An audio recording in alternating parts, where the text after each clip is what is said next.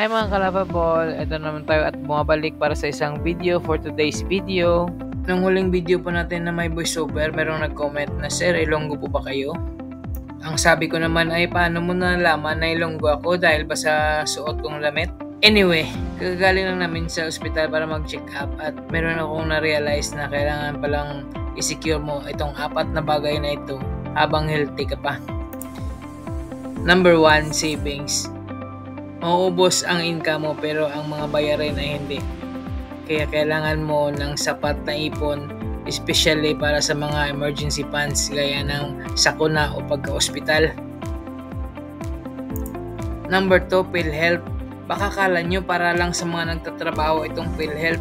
Meron din tayong mga voluntary payment na pwede mong gawin habang ikaw ay nag-work from home o kunyari may negosyo kang pansarili.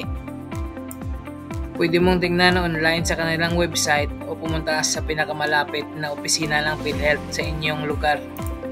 Number 3, SSS. Dito ako nagtatrabaho noon at alam ko yung mga benepisyo nito. Gaya ng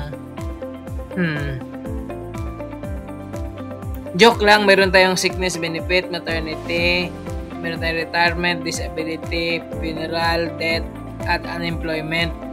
Katulad ng PhilHealth, meron din silang employed, self-employed o voluntary payment. Number 4, HMO o Health Maintenance Organization. Napaka-importante nito dahil tutulong ito sa mga hospital bills, sa pagpapacheck up, sa dental.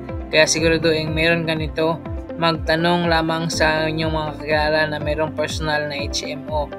Kayo ba mga kalababol, ilan na ba dito sa 4 ang mayroon kayo? Paki-comment down below under.